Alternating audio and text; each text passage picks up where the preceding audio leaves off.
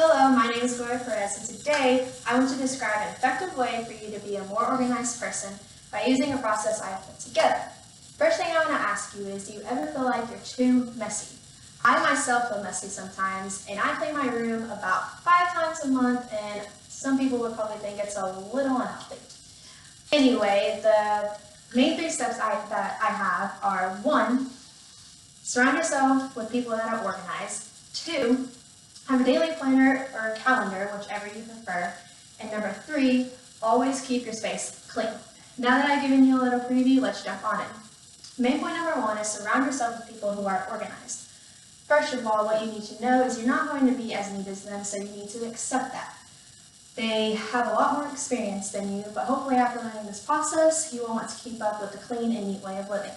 Second, your friends and coworkers who are neat and organized set a good example for you. These are the people that you're around most of the time, and hopefully, like any other habit their organizational strategies and tidiness will start to rub off on you, so you need to use these to your advantage as much as possible. Also, your friends and coworkers can be used as your own personal guidebook, which leads me to my next main step. Main step number 2 is have a daily planner or calendar. If you don't know the difference between these two or what they are, they're basically a big calendar where the months are spread out individually, and it's helped to maintain your schedule. These are also a great way to start managing your time, which in my opinion is the most important element of how to be organized, because you keep all your important dates, important information, and the times all in order, and you don't have to keep looking back and questioning whether or not you have something that day. And it also makes your college, work, home, social, and even sports life a lot easier and simpler. Now, referring back to what I said about your friends and coworkers being your own personal guidebook, you can also use them as a help and guide to create your personal planner and calendar, because they would think it's a fun activity and rather than being a job that they don't want to do.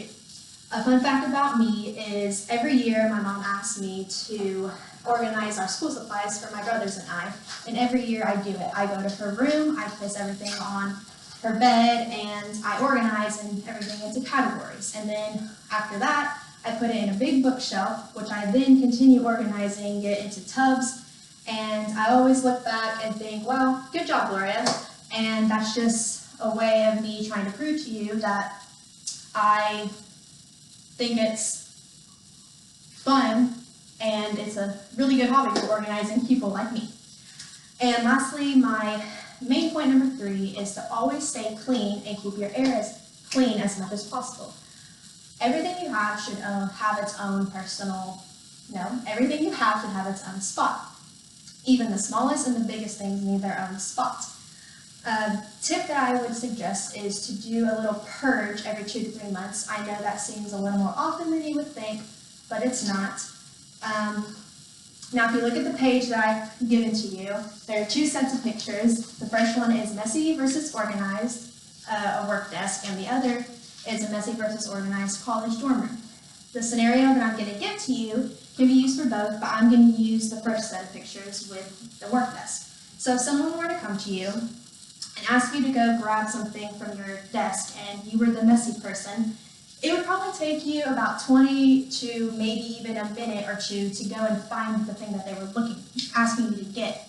And while doing so, you would create an even bigger mess, which you probably won't even pick up at the end of it. And it's just not a good example of what your desk needs to look like.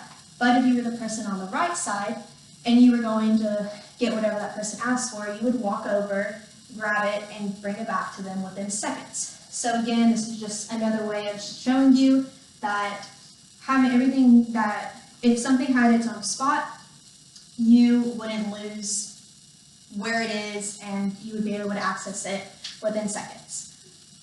And now I'm not gonna look at me. Sorry. And another little tip is to make a habit of going through every room that you step into and grabbing all of your belongings by the end of the night and putting it back where it goes even if it's stuff that doesn't belong to you, so that the next time you step into that room, you won't have to worry about it being messy.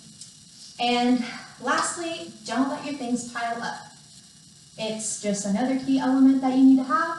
Don't let your things pile up, because it creates a big mess. Now, in conclusion, as a result of my process that I have presented to you, I would like you to think about how you are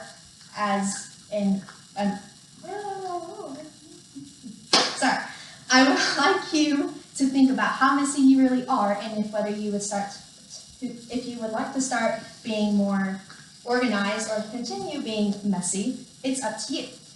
But I hope that this didn't seem simple and that it seems challenging, because for me, I think it is challenging to be an organized person. Thank you for your time, and I hope you enjoy.